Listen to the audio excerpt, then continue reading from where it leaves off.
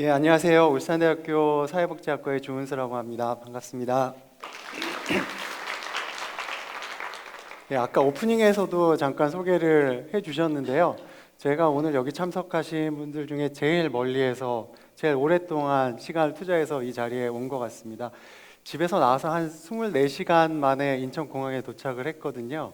싼 표를 구하다 보니까 오래 걸렸는데 오늘 발표 잘해서 내가 만 하루에 거쳐서 이렇게 왔는데 발표 이렇게 하려고 왔나라는 자괴감이 들지 않도록 한번 잘 해보겠습니다. 자, 오늘 제가 말씀드릴 내용은 그 디지털 미디어를 얼마나 잘 활용하고 있는가, 무엇이 그 활용을 돕고 있고 또 무엇이 그걸 방해하고 있는가, 장애가 되고 있는가, 뭐 이런 이야기들을 오늘 나누려고 준비를 해왔습니다. 근데 앞에 화면에서도 보시겠지만 디지털 미디어 잘 활용하고 계신가요? 잘 하고 싶어서 오신 걸 것 같습니다. 아마 여기 앉아 계신 분들은. 근데 어떻게 미디어를 활용하는 게 잘 활용하는 것일까? 이게 참 질문은 쉬운데 막상 이렇게 진지하게 물어보면 이렇게 쉽지 않은 것 같습니다. 답이. 얼리 어답터처럼 뭐 다양한 서비스들을 뭐 나오면 바로바로 이렇게 습득하는 것이 잘 쓰는 것일까? 그럴 수도 있을 것 같기도 하고요. 아니면 많이 쓰진 않지만 딱 필요한 자리에 필요한 상황에 맞는 서비스들을 적재적소에 적절하게 많이 쓰진 않더라도 그렇게 쓰는 게 어쩌면 더 잘 쓰는 것일 수도 있겠다라고 생각할 수도 있을 것 같습니다. 무엇이 답인지에 대해서 제가 무엇이 답이다 이렇게 말씀을 드리기는 어려울 것 같고요. 이런 고민들을 머릿속에 좀 연두에 두시고 저희가 진행한 연구 결과에 대해서 같이 한번 살펴봐 주시면 좋을 것 같습니다. 아까 이현지 팀장님께서 소개해 주신 것처럼 2016년 우리나라 비영리 단체들이 디지털 미디어를 얼마나 잘 활용하고 계신가, 어떤 어려움들을 느끼고 계신가에 대한 연구를 올해 1년 동안 봄부터 이렇게 진행을 했고요. 사실 제가 발표를 하고는 있지만 저 혼자 진행한 것은 아니고 연세대학교 사회학과의 그 강지용 박사님하고 제가 같이 그 팀워크를 이루어 가지고 진행을 했었습니다. 2014년에 그 부산에서도 체인지온을 했었고 그때도 제가 발표를 했었는데 그때하고 좀 비슷한 부분도 있고 조금 달라진 부분도 있어서 이렇게 후속 연구라고 볼 수도 있을 것 같습니다. 그러면 오늘 제가 한 40분 동안 말씀을 드려야 되는데 어떤 내용들을 말씀을 드리려고 준비를 해왔는지 먼저 간략하게 소개를 해드리고 시작을 하는 게 좋을 것 같습니다. 발표 내용은 연구 안에는 여러 가지 내용들이 많이 포함되어 있는데 오늘은 시간이 제한적이어서 제 나름대로 중요하다라고 생각하는 큰 줄거리만 소개를 해드리려고 준비를 해왔습니다. 그 질문으로 그 줄거리들을 소개해드리면 이해가 더 쉬울 것 같은데 디지털 미디어가 비영리 단체에서 디지털 미디어로 활용하는 것이 과연 필요한가, 왜 필요한가 이런 거에 대한 질문을 저희가 던져봤고요. 그리고 필요하다면 잘 활용하고 있는가, 필요한 만큼 혹시 필요한 거에 비해서 그만큼 활용하고 있지는 못하다면 그 이유는 무엇일까? 그리고 좀 잘 쓰는 곳들은 어떻게 쓰고 있나라는 궁금증도 많으실 텐데 그런 부분에 대해서도 좀 소개를 해드리려고 준비를 해왔습니다. 그리고 마지막으로 잘 쓰는 곳과 그렇지 않은 곳에 차이가 있다면 그 차이를 만들어내는 가장 큰 요인은 무엇일까? 이 질문에 대한 답이 연구를 진행하면서 계속 바뀌는 것 같아요. 근데 하여튼 그것에 대해서 준비를 해왔습니다. 본격적인 결과를 소개해드리기에 앞서서 연구를 어떻게 진행했는지에 대해서도 좀 짧게 말씀을 드려야 될 것 같은데요. 이번 2014년 연구하고 그 이전까지의 연구는 대부분 온라인 조사를 통해서 양적 연구, 설문조사 결과를 토대로 연구를 진행을 했었습니다. 근데 그렇게 하다 보니까 뭔가 팩트, 어떤 손에 딱 잡히는 결과물, 숫자들을 이렇게 잡을 수 있는 장점은 있었는데 현장에 있는 그 깊이 있는 이야기들을 담아내는데 많은 한계점들이 있다라는 그런 아쉬움이 있었습니다. 그래서 이번 연구는 심층 면접을 곁들여서 진행을 했습니다. 전국의 384개 단체를 조사를 했고요. 광주는 이번에 체인지온이 광주에서 열렸기 때문에 광주 지역의 단체들은 조금 더 많이 조사에 포함을 시켰습니다. 심층 면접은 16개 기관을 만났고요. 저희가 나름대로 잘 하고 있다라고 생각되는 부분들, 그런 기관들을 먼저 이렇게 좀 찾아서 인터뷰를 했고 기관의 리더분하고 실무자분들을 같이 합쳐서 한 29분 정도를 인터뷰를 했습니다. 제가 말씀드리는 내용들을 잘 따라오시려면 일단 요 표를 머릿속에 좀 기억하고 계셔야 될 것 같습니다. 저도 사실 미디어 전공자가 아니고 사회복지 전공자여서 이게 정말 제대로 된 구분인지는 모르겠습니다만 그 실무적으로 이해하시는 데는 크게 어려움이 없으실 것 같습니다. 저희는 전통 미디어, 소통 미디어, 공유 협업 미디어라고 미디어를 세 가지 종류로 나눠서 일단 연구를 진행을 했는데요. 전통 미디어는 보시는 것처럼 뭐 좀 과거부터 꾸준히 써온 그런 방식입니다. 오프라인 중심의 그런 미디어를 전통 미디어라고 저희가 정의를 했고, 소통 미디어는 뭐 SNS가 대표적일 수 있을 것 같습니다. 공유 협업 미디어는 자료를 공유하거나 같이 일을 하는 협업 툴 같은 것들을 공유 협업 미디어라고 정의를 하고 연구를 진행을 했습니다. 그래서 앞으로는 이 구체적인 그런 이 서비스 종류에 대해서는 제가 이야기를 좀 많이 안 할 것 같고 저 카테고리로 말씀을 드리게 될 것 같습니다. 첫 번째 질문입니다. 디지털 미디어 비영리 단체에 있어서 디지털 미디어는 정말 필요한가? 라는 질문, 그리고 필요하다면 왜 필요한가? 설문조사를 통해서 이 질문을 한번 드려봤습니다. 비영리 단체가 본연의 역할을 하는 데 있어서 디지털 미디어를 활용하는 것이 얼만큼 중요한가라고 여쭤봤는데 한 절반 정도가 정말 필요하다라고 답변을 해주셨습니다. 이 표가 두 개인데 저 왼쪽에 보시는 왼쪽에 있는 거는 기관 전체적인 차원에서 얼마나 필요하느냐라는 질문에 대한 답이고, 오른쪽은 응답을 해주신 분이 본인의 업무에 얼마나 필요하다라고 생각하시는가 그 질문에 대한 답입니다. 이 연구에 대한 응답은 기관 차원으로 저희가 연구를 진행을 했기 때문에 기관을 대표할 수 있는 대표자나 아니면 뭐 사무국장님이나 아니면 홍보 업무를 전담하고 있는 전담 그 직원이 응답을 해주셨습니다. 그래서 그런 거 그 응답자에 따라서 약간의 편차는 있을 수 있을 것 같습니다. 어쨌거나 거의 90% 이상이 정말 필요하다라고 하는데 동의를 하고 계셨습니다. 그런데 이렇게 필요한데 도대체 왜 필요하냐? 디지털 미디어를 잘 쓰면 도대체 뭐가 좋길래 이게 필요하다고 생각하시느냐라고 여쭤봤습니다. 그랬더니 제일 많이 나온 답변이 잘 보시는지 첫 번째로 나온 게 서비스 대상과의 소통 강화입니다. 기대하고 있는 디지털 미디어를 잘 쓰면 이런 게 잘 됐으면 좋겠다라는 그런 기대치가 있으신 것 같습니다. 대상과의 소통을 강화하는데 디지털 미디어가 어떤 역할을 해줬으면 좋겠다라는 기대가 제일 컸던 걸로 저희가 연구 결과 확인할 수 있었고, 두 번째는 새로운 업무 영역을 개척하는 데 도움이 되지 않겠느냐라는 기대가 있었고, 보다 많은 자원을 혹은 후원자를 확보하는 데도 기여를 할 수 있을 것 같다라는 이런 기대치가 있으셨습니다. 그 외에도 뭐 작은 글씨로 표시되어 있지만 업무 시간을 단축하는데 혹은 예산을 절감하고 성과를 좀 더 높이는 데 다양한 역할 기대를 하고 계신 분들이 있는 것으로 나타났습니다. 근데 이렇게 긍정적인 기대만 할 수 있겠느냐, 뭐 다른 부작용 같은 것들은 좀 걱정되는 게 없겠느냐라는 부분이 궁금해서 그런 부분도 여쭤봤습니다. 아마 이 부분 많이 공감하실 것 같은데 제일 걱정되는 게 전체적인 업무가 증가하지 않겠느냐라는 걱정이 제일 많으셨습니다. 사실 제가 이 연구를 올해 말고 처음에 관심을 가졌을 때 제 기대하고는 좀 상반되는 그런 답변이기도 한데 그거는 이따가 이후에 보충해서 말씀드릴 기회가 있을 것 같습니다. 두 번째는 휴일 혹은 퇴근 이후에 연락이 올 일이 많을 것 같다. 뭐 첫 번째하고 크게 다르지 않은 연장선상에서 이렇게 생각할 수 있는 부분일 수 있을 것 같고요. 세 번째 걱정되는 거는 뭔가 새로운 걸 배워야 되는데 그러다 보면 시간도 들여야 되고 그러다 보면 본래 업무를 하는데 써야 되는 시간들을 나눠서 써야 되니까 오히려 효율이 떨어질 수도 있겠다라는 걱정도 조금 하고 계신 것으로 나타났습니다. 정리를 해보면 디지털 미디어에 대해서 기대하는 부분도 있고, 그렇다고 그 밝은 면만 바라보고 계신 건 아닌 것 같고 우려하고 있는 부분도 분명히 있다.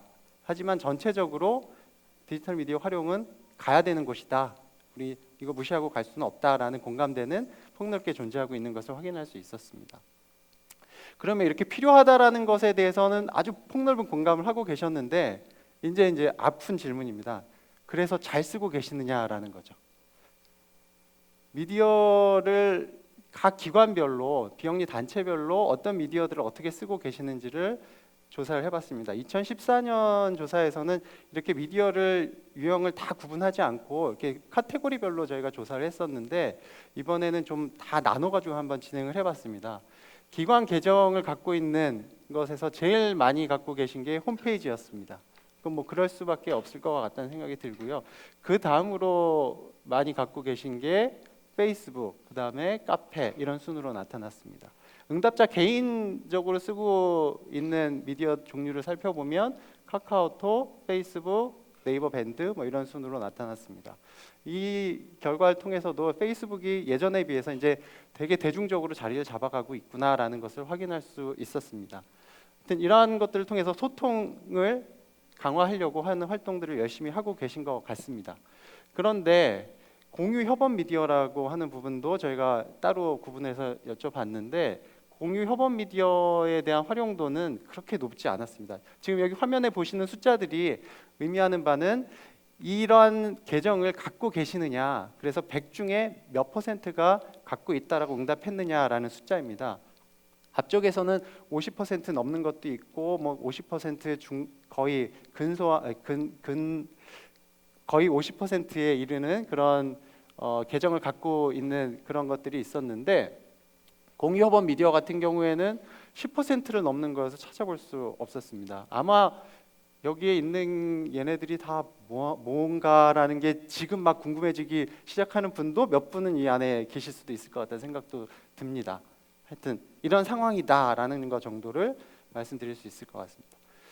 그럼 미디어를 쓰는 데 있어서 기관 내부적으로 어떤 뭐 내부적인 소통도 있고, 내부적인 협업도 있고, 외부적인 소통, 협업 뭐 이런 부분에 있어서도 미디어를 활용하게 될 텐데, 대내 업무와 대외 업무를 나눠 가지고 얼마나 필요하고 그 필요에 비해서 얼마나 잘 쓰고 계신지도 한번 여쭤봤습니다.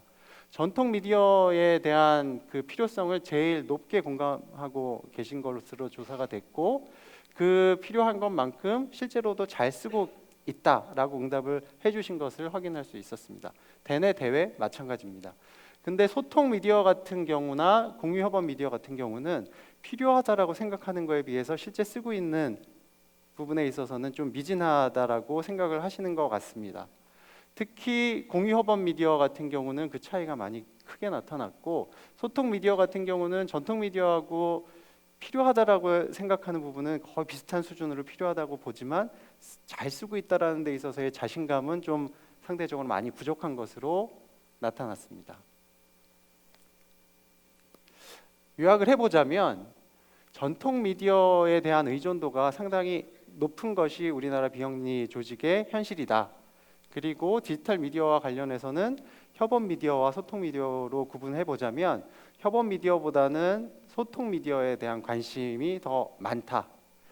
마지막으로 필요하다라고 생각하는 거에 비해서는 실제 쓰고 있는 부분에 있어서 좀 부족하지 않나라는 그런 인식이 상당히 광범위하게 자리 잡고 있다라고 정리를 해볼 수 있을 것 같습니다. 그러면 필요하다라는 데 공감하고 잘 쓰면 어떤 긍정적인 효과를 기대할 수 있을 거다라는 생각도 하고 계신데, 그만큼 잘 못 쓰고 있는 이유는 무엇일까? 사실 이 질문이 저희가 연구를 제가 14년에도 진행하고 올해도 진행을 하면서 제일 궁금한 부분이 이 부분이었던 것 같습니다. 2014년 연구에서는 제가 연구를 진행하면서 그때 당시에 가장 인상적이었었던 그 연구 결과입니다. 이게 뭐냐 하면, 여러 가지 미디어들을 개인적으로 계정을 갖고 계신지, 기관에서 그런 미디어들을 계정을 갖고 운영을 하고 계신지를 가지고, 개인도 그런 미디어를 쓰고 있고 기관에서도 업무적으로 쓰고 있고 한 경우, 개인은 쓰고 있지만 기관에서는 쓰고 있지 않은 경우, 둘 다 쓰고 있지 않은 경우, 이렇게 세 집단으로 그룹을 나눠 가지고 디지털 미디어의 가능성에 대해서 어느 정도 긍정적으로 기대를 하고 계신지를 저희가 조사를 했었는데, 별로 필요 없다, 그 도움 그렇게 되겠냐라는 회의적인 생각을 하고 계신 분들의 대다수는 기관과 개인이 모두 계정을 갖고 계지 않았습니다.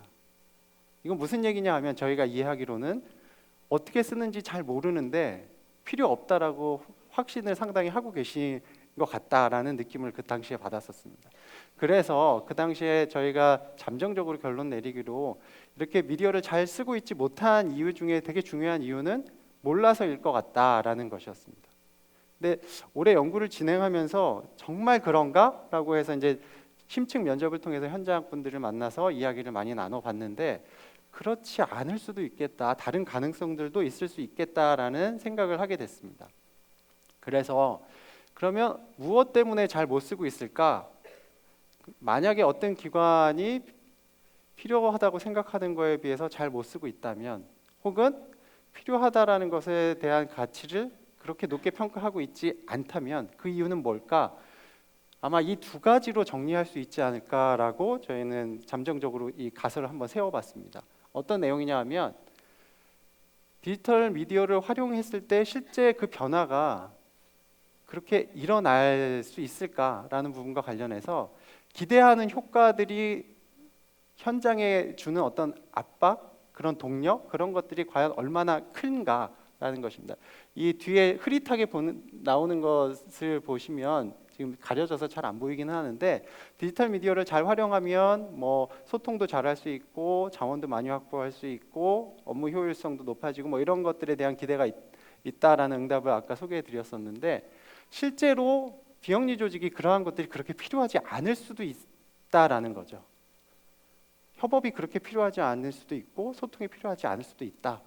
혹은 해봤는데 디지털 미디어로는 그걸 담보하기 어렵다더라는 것을 경험적으로 알고 계셔서 더 이상 가려고 하지 않으셔서 활용도가 낮은 건 아닐까.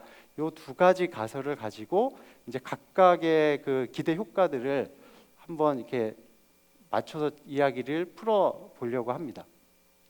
첫 번째, 소통 강화와 관련해서 소통을 강화해야 되는가라는 질문에 대해서 그럴 필요 없어라고 자신 있게 얘기할 분은 아마 이 자리에 한 분도 없으실 거라고 제가 확신합니다.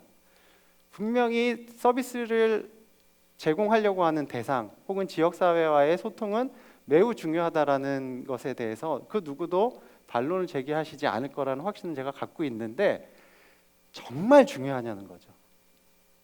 여기에 뭔가 목숨을 걸 조직의 존폐를 걸 만큼 이게 중요하느냐라는 것에 대해서 다시 한번 확인해서 여쭤보면 그렇게까지는 아닐 수도 있겠다라고 대답을 하는 어떤 조직이 있다면 그 조직은 디지털 미디어의 활용 가능성에 대한 가치를 그렇게 높게 평가하지 않을 것 같다라는 판단을 저희가 했습니다. 실제로 누군가를 만나고 있으면 되지 더 많은 사람을 많이 만나야 되는 필요성에 대한 압박, 그게 얼마나 있으실까? 이거 한번 자문해 보실 필요 있을 것 같습니다. 그리고 소통이 강화되려면 소통을 하고자 하는 사람들이 그 디지털 미디어를 통해서 하는 그런 방식을 선호해야 되는데 일종의 전제 조건일 수 있을 것 같습니다. 혹은 그러한 식의 소통을 할 수 있을 만한 역량이 충분해야 되는데 그렇냐라는 거죠. 우리 비영리 단체가 처한 상황이 활동가들도 사실 좀 자신이 없는 부분도 많이 있을 수 있고 만나려고 하는 사람들도 그 방식을 선호하지 않을 수도 있다. 실제로 저희가 인터뷰를 통해서 들었던 이야기 중에 제일 효과적인 거는 종이 소식지입니다라는 이야기를 하시더라고요. 아마 공감하시는 분들이 적지 않으실 것 같습니다. 혁신적인 변화, 저희 체인지온을 지금 이렇게 다음 세대 재단에서 열심히 하고 계신 이유 중에도 비영리 조직의 혁신을 좀 이렇게 견인하고 싶은 그런 의도가 있으셔서 계속 해오고 계신 걸로 알고 있는데 정말 혁신이 필요하냐? 가고 싶기는 한데 정말 필요하냐? 모험을 해볼 만한 가치가 있다라고 판단하느냐라는 질문은 또 다른 차원의 질문일 수 있을 것 같습니다. 새로운 업무를 영역을 개척하고 새로운 방식의 일하는 것들을 발견을 하고 추진을 하는 것이 과연 어떤 동기가 그런 것들을 충족시켜 줄 것이냐는 거죠. 그렇게 잘하면 개인적으로 승진하고 성과급을 받을 수 있느냐, 아주 세속적으로, 혹은 그 조직이 재정적으로 혹은 그 외에 어떤 간접적인 그런 혜택들을 기대할 수 있는 것들이 있느냐, 손에 잡히는 게, 그거에 대한 평가가 부정적이라면 비영리 조직이 디지털 미디어를 활용해서 뭔가를 해보려고 하는 동기는 그렇게 높지 않을 수 있겠다라는 생각이 들었습니다. 현실적으로 실수 안 하는 게 제일 안전한 걸 수도 있다.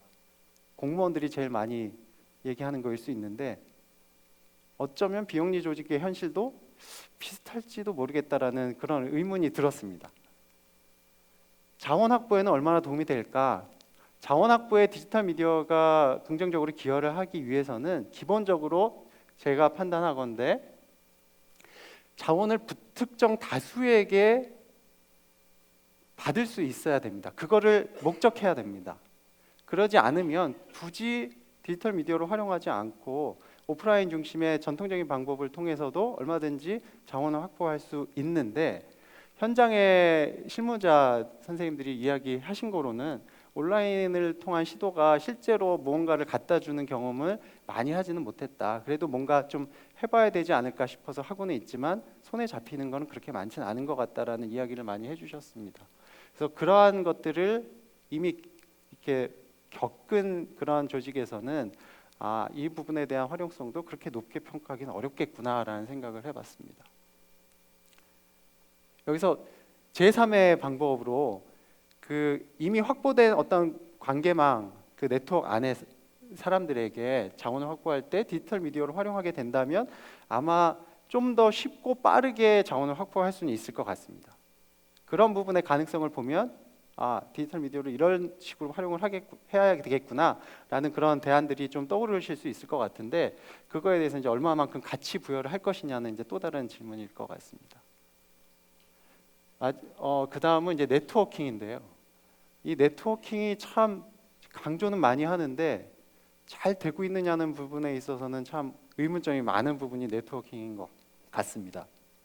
네트워킹과 관련된 고민 중에 가장 제가 볼 때 현실을 잘 반영하면서도 심각하고 넘어서야 되는 그런 고민은 무엇이라고 생각하냐 하면 네트워킹의 필요성을 많이 느끼고 있는 분들은 대부분 필요한 게 많은 분들입니다. 줄 게 많은 사람이 아니고 받을 게 많은 사람이라는 거죠. 네트워킹 하자고 할 때는 나 뭐 좀 줘라는 얘기입니다. 근데 내가 줄 것이 있을 때는 네트워킹이 그렇게 급하지 않아요. 비영리 조직과 조직 간의 네트워킹이 필요하다, 가야 된다. 그리고 디지털 미디어가 여기에 기능할 수 있다라는 것은 누구나 예상할 수 있는데 진짜 진심으로 네트워킹을 하려고 하는 동기가 우리에게 얼마나 많으냐. 만약에 많지 않다면 그렇기 때문에 미디어의 가능성도 크지 않는 게 아닐까라는 생각을 해봤습니다. 업무 효율화, 아까 앞서서 잠깐 소개해드렸었는데 저는 개인적으로 이런 미디어 새로운 그 서비스 같은 것들에 관심도 많고 뭐 학교에서 강의할 때 그런 것들도 이렇게 접목해서 써보려고 하는 시도들도 많이 하는 편이기는 한데 꾸준하지 못해서 그렇지 해보기는 하는데 그런 저의 경험에 비추어 봤을 때 비영리 조직에서도 그 현장에서도 이런 미디어들을 잘 쓰면 업무를 훨씬 더 쉽고 빠르게 할 수 있을 것 같아서 그런 부분에 있어서의 기대를 되게 많이 하고 있었습니다.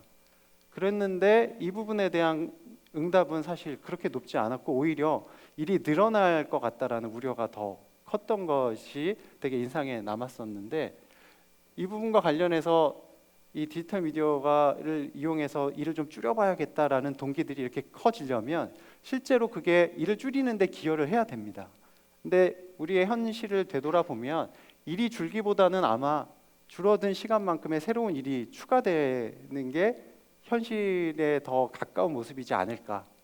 그러면 굳이 어려운 거 배워서 열심히 해서 새로운 일을 또 맡는 그 상황을 가야 될 것인가라는 고민을 하게 된다라는 거죠. 구조적으로. 그래서 저희가 인터뷰를 하면서 들었던 많은 이야기들 중에 줄지 않는 업무 시간, 일찍 끝내면 일찍 가라라고 해주시면 만약에 관장님들 많이 계시죠? 디지털 미디어를 활용해서 일이 딱 주어진 만큼만 하고 1시간 일찍 끝내면 1시간 일찍 퇴근 하면 아마 뭐야 하고 막 물어보고 이렇게 좀 더 빨리 하는 방법을 알아보려고 하는 동기들이 생겨날 수 있을지도 모르겠다는 생각이 듭니다. 하지만 실제 현장에서는 그런 것이 현실적으로 일어나기가 참 쉽지 않은 상황이 있다라는 이야기들 많이 해주셨습니다. 그리고 이런 미디어들을 잘 활용하게 되면 다 같이 배우자 해가지고 다 같이 활용하게 되면 오히려 주말도 없고 퇴근 시간도 없고 항상 업무에 연결되어 있는 이런 고단함을 우리가 자초하게 되는 게 아닐까라는 두려움도 갖고 계신 것 같습니다. 경우에 따라서는 전체적인 실무자들 중에 개개인들이 특정 몇몇 분들은 누가 시켜서가 아니고 자가 발전해서 관심 막 이런 데 관심 많고 옆에 알려드리고 막 이러는 분들도 계십니다. 아마 이 안에도 꽤 많이 계실 것 같은데 이런 분들이 갖고 있는 고민인 것 같습니다. 내가 이걸 알고 있다는 거를 나 혼자만 알면 되게 이건 하루 정도 걸려야 되는 일입니다 하고 한 반나절 동안 일을 해치우고 나머지는 좀 느슨하게 다른 일을 처리하는 시간을 개인적으로 이렇게 원래 가질 수도 있는데 이게 공식적으로 딱 이거는 30분이면 끝날 수 있는 일이다라는 게 모두에게 공포되는 순간 그 남은 시간만큼의 일이 다시 생길 거라는 거죠. 그리고 그런 일들을 누군가에게 소개해주는 부담, 그리고 그것과 관련된 업무는 혼자 다 떠맡게 되는 그런 부담, 이런 것에 대한 두려움, 부담 이런 것들을 많이 갖고 계신 것 같습니다. 그래서 알고는 있지만 굳이 티내지는 않고 싶은 그런 분들도 있는 것 같고요. 그럼에도 불구하고 막 티내면서 또 열심히 하시는 분들도 계신 것 같고 그렇습니다. 하여튼 저희가 주목하고 있는 부분은 이런 조직적인 문화의 문제가 해결이 되지 않으면 디지털 미디어가 아무리 긍정적인 가능성들을 갖고 있다고 하더라도 현장에서 이게 널리 쓰임을 받기에는 많은 한계가 있지 않을까라는 생각을 하게 되었습니다. 요 두 번째 이 인용 부분 밑에 강조한 부분이 좀 인상적인데 관장님들 같은 경우에 새로운 일을 이렇게 주시면서 어떤 보상을 주시나요? 그랬더니 보상이라고 할 건 없고 주로 위로를 해주신다고 하더라고요. 위로를 원하는 건 아닌데 그럼 업무 효율화와 관련해서 또 다른 측면도 하나 생각해 볼 수 있습니다. 협업을 많이 하는 경우에는 디지털 미디어가 기여할 수 있는 부분이 많습니다. 저는 이제 지금 아까 소개해 주셨지만 제가 올해 안식년 연구년 기간이어가지고 지금 미국에 머물고 있는데 같이 연구하고 있는 그 강 박사님 같은 경우는 이제 한국에 계시거든요. 제가 여름에 나갔어요. 그래서 둘이 이제 소통을 해야 될 일이 있는데 요즘 뭐 카카오톡 보이스 그 톡도 되고 또 여러 가지 그 미디어 서비스들을 이용하면 멀리 있으면서도 같이 그냥 앉아서 회의하듯이 진행할 수 있는 여러 가지 기술들이 많이 보급되어 있는데 그런 일들이 일상적으로 협업을 많이 해야 되는 경우에는 되게 디지털 미디어의 활용도와 의존도가 높아질 수 있을 것 같습니다. 그렇지만 우리 비영리 단체가 처한 상황이 어떠냐는 거죠. 그러한 협업이 일상화되어 있느냐? 물론 그런 그 비영리 단체들도 많이 있을 수 있지만 상당수는 자기 일 처음부터 끝까지 처리하는 구조로 일이 진행되는 경우들이 많다라는 겁니다. 그래서 내 업무만 잘하면 협업할 일이 많지 않기 때문에 왜 써야 되는지, 꼭 써야 되는지 잘 모르겠다라는 거죠. 그 밖에도 인터뷰를 진행하면서 몇 가지 재밌는 그 문제점, 그런 현상들을 저희가 확인을 했는데 재밌는 것 중에 하나가 소통에 대한 필요성과 중요성을 많이 느끼고 소통에 많은 에너지를 쏟고 계신데 그래서 이 소통은 왜 중요한가요? 저희가 여쭤봤더니 대상자들과 소통하는 건 너무나 중요하다라고 말씀을 해주셨어요. 많은 기관들에서. 그런데 실제로 어떤 분들하고 소통하고 계신가요? 라고 여쭤봤더니 지역 주민이나 서비스 대상과 소통하기보다는 동료들, 이쪽에 관심 있는 동료들하고 소통하는 경우가 훨씬 더 많더라는 거죠. 근데 그런 상황에 대해서 이런데 이걸 해야 되는가라는 의문은 또 많이 안 하고 계시는 것 같더라는 겁니다. 오히려 활성화되고 있는 것에 되게 그런 부분에 대해서 이렇게 좀 긍정적으로 평가하고 계시는 경우도 많았던 것 같습니다. 그래서 이 목표와 활동 내용 간의 그런 일치, 불합치 여부 이런 것들에 대한 성찰 이런 것들이 좀 필요할 수도 있겠다는 생각이 들었고요. 그런 같은 선상에서 이걸 쓰면은 과연 무엇이 얼마나 좋아지고 있는가에 대해서 어떻게 평가하고 계신가? 실제 평가를 하거나 확인을 하지 않으면서 그냥 관성적으로 쓰고 계신 경우도 많았던 것 같습니다. 사실 그렇게 큰 효과가 나지 않으면 굳이 추가적인 에너지를 투입해서 일을 하기보다는 그 시간에 다른 일을 하는 게 더 나을 수도 있는데 그런 식의 어떤 전향적인 결정을 하기보다는 그냥 관습대로 가던 대로 가는 그런 경향성들도 많이 볼 수 있었습니다. 이번에 좀 재밌었던 그 현상 중에 하나인데, 어떤 조직 같은 경우는 리더분들이 이런 미디어 활용에 되게 관심이 많으셨어요. 근데 그런 경우에는 조직원, 구성원들이 관심이 좀 덜 하시더라고요. 그러면 우리 관장님은, 우리 리더는 너무 여기에 뭐 이렇게 중독된 것 같아.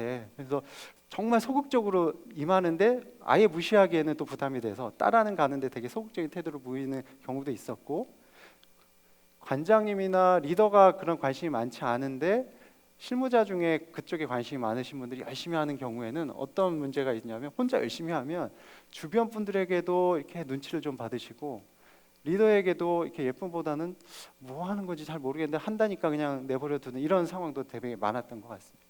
하여튼 종합해 보면 이런 상황들을 잘 극복해야 디지털 미디어가 실제로 우리가 기대하는 그런 효과를 내는데 긍정적으로 기여를 할 수 있을 것 같다라는 것이 저희의 판단이었습니다.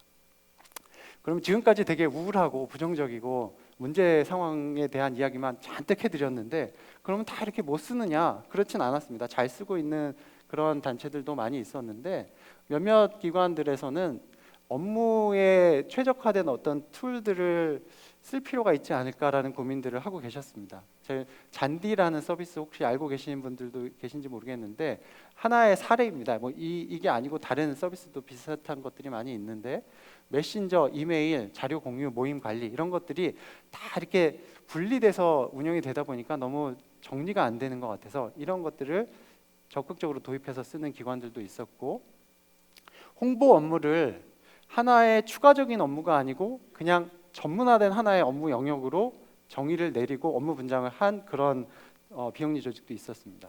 이런 경우에는 홍보를 전담한 직원을 뽑아가지고 대상과 목적에 맞춰서 미디어의 종류도 전통적인 미디어와 그 새로운 미디어들을 잘 결합해서 연결시켜서 일을 추진하고 있는 경우들이 있었습니다.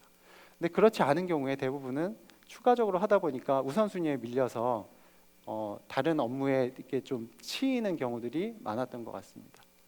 좀 젊은 활동가들 중심으로는 사이버 공간에 아예 자리를 틀고 활동을 시작해보는 그런 경우도 저희가 확인할 수 있었습니다.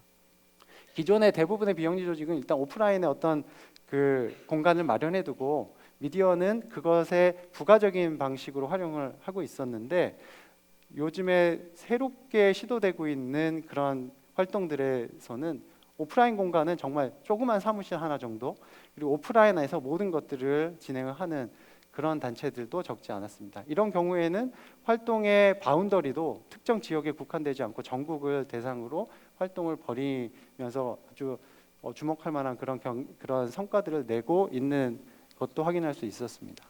그렇다고 해서 꼭 미디어를 잘 쓰는 것만이 긍정적인 거냐? 그렇지는 않을 수도 있다는 생각이 들어서 저희가 만난 그런 단체 중에는 홈페이지도 이렇게 멋있지 않고 미디어도 이렇게 대단한 걸 쓰지는 않는데 카페를 이용해서 오프라인에 아주 탄탄한 조직력을 만들어가고 있는 그런 조직도 있었습니다. 그래서 중요한 거는 어떻게 해서 많이 쓰냐가 아니고 그 목적에 맞는 미디어가 무엇인지를 고민을 해서 맞춤형으로 쓰는 게 더 잘 쓰는 게 아닐까라는 생각을 해봤습니다. 그 외에도 뭐 어떤 기관 같은 경우는 전 직원에게 아이패드를 기관 부담으로 해서 다 이렇게 보급을 해서 일을 진행하고 있는 경우도 있었고요. 아마 많이들 부러워하시는데 정작 그 기관에선 그렇게 반가워하지 않으셨습니다. 공유 캘린더를 이용해서 관장님이 어디 계셔서 언제 결제 받으러 가야 되는지 뭐 이런 것들을 확인하는 경우도 있었고, 그런 활동 일정을 서비스 대상자들과 공유하는 경우도 있었고, 서비스 시설이나 기자재 같은 것들을 활용하는 데 있어서 온라인 문서들을 통해서 막 이렇게 언제 실시간으로 빨리빨리 확인할 수 있도록 그렇게 일을 진행하는 경우도 있었고, 축적된 자료들을 네트워크 하드나 클라우드를 활용해서 공유해서 업무를 진행하고 축적해가는 그런 것도 있었고, 뭐 요새 많이 하는 저희도 활용한 부분 죄송합니다. 온라인 설문조사들을 활용해서 대상자들과 소통하고 기관 내부에서도 소통을 하는데 활용을 하고 있는 그런 경우도 많이 있었습니다. 그래서 이렇게 보면 잘 쓰는 곳들도 많이 있더라는 거죠. 그러면 잘 쓰는 기관들과 그렇지 않은 기관들의 차이를 가져오는 그 키포인트는 무엇일까가 저희는 궁금했습니다. 그래서 저희가 주목한 부분은 조직의 변화에 대한 지향성이 얼마나 강하느냐, 변화에 대해서 얼마나 갈구하고 있느냐라는 부분이 어쩌면 이러한 차이를 만들어내는 중요한 키이지 않을까라는 그런 궁금증을 가지고 한번 조사를 진행을 했고 분석을 해봤습니다. 조직이 얼마나 변화 지향적이라고 생각하십니까? 라는 질문을 드렸고요. 5점 척도로 해서 매우 그렇다, 그런 편이다 라고 응답하신 그런 기관이 한 30%, 31% 정도 됐고 보통이 한 46%, 좀 부족하다라고 응답하신 부분들이 한 22% 정도가 됐습니다. 이 조직이 변화 지향적인 어떤 그 활동들을 보이려면 사실 여러 가지 필요 조건들이 있는데 비전이 명확해야 되고 역량도 충분해야 되고 구체적인 전략도 있어야 되고 자원도 있어야 되고 인센티브도 충분해야 되는데 이러한 부분들에 대한 것도 조사를 해봤더니 대체로 이런 경향성들이 보였습니다. 뭐 아까 많이들 공감하시겠지만 그래도 다 괜찮은 편인데 제일 부족한 건 인센티브. 변화를 하면 좋긴 좋은데 한다고 해서 특별한 인센티브는 많지 않다라는 게 현장의 실태를 반영하고 있는 그런 부분인 것 같습니다.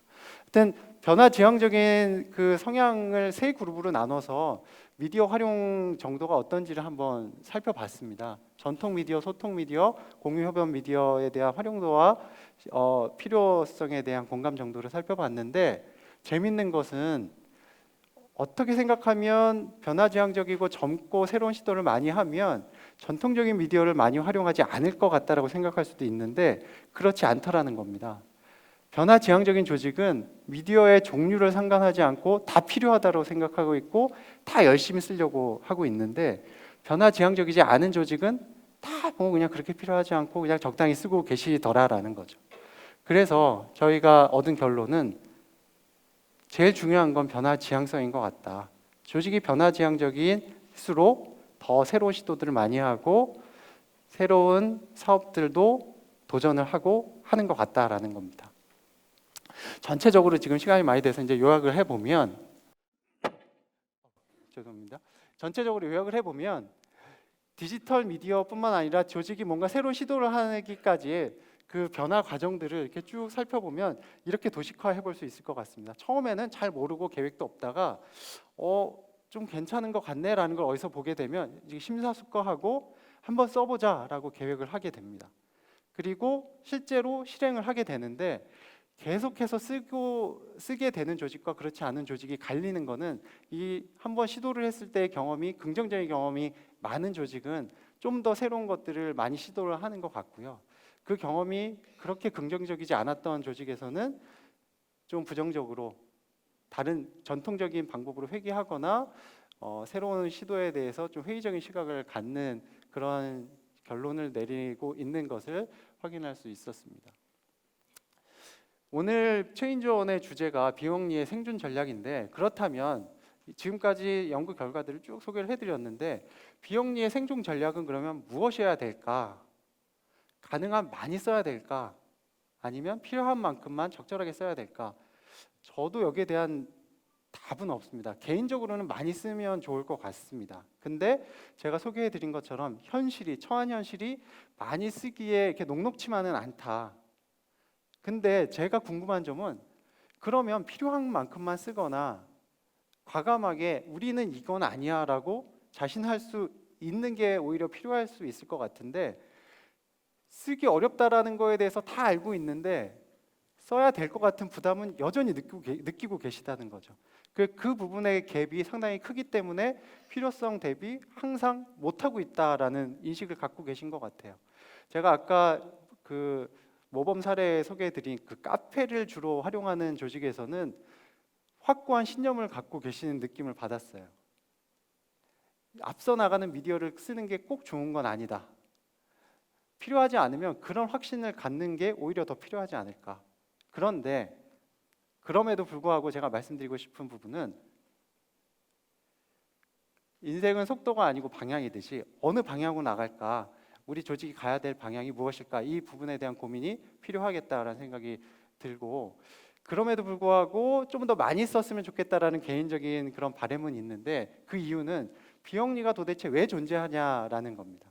우리가 존재하는 이유는 공동체를 복원하고 사회를 변화시키려고 하는 건데, 우리가 일을 하고 있는데 전통적인 방식, 기존의 방식을 고수하는 것이 공동체를 더 강화하고 새로운 변화를 추동하는데 과연 유효한가라는 부분에 있어서 자문할 필요가 있겠다.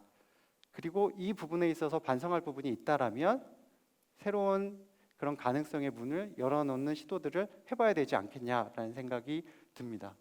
끝으로 그러면 제일 중요한 부분은 뭘까라는 부분을 고민을 해봤습니다.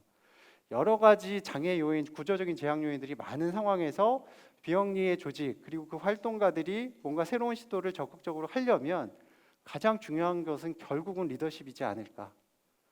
일이 늘어나는 게 아니고 일이 줄어들 수 있게끔, 일이 줄어들 수 없다면 성취감을 맛보고 만족감을 맛보고 성장하는 느낌을 가질 수 있도록 리더가 잘 가이드를 해주실 필요가 있지 않을까. 그렇지 않고 그냥 하라고 하면 아마 개인적으로 쓸 수는 있지만 공식적으로 이게 조직의 역량으로 나타나기는 쉽지 않겠다라는 생각을 많이 해봤습니다. 지금까지 제가 짧게나마 이렇게 소개를 해드렸는데 구체적인 조사 결과는 연말이나 연초쯤에 아마 다음 세대 재단을 통해서 홈페이지를 통해서 공유가 될 것 같습니다. 더 관심 있으신 분들은 그 재단 홈페이지를 통해서 그 나중에 한번 찾아봐 주시면 좋을 것 같고요. 그 전에 너무 궁금하다 그러면 저한테 페이스북으로 연락 주시면 제가 아는 한에서 말씀을 드릴 수 있을 것 같습니다. 시간이 지나서 마쳐야 될 것 같습니다. 고맙습니다.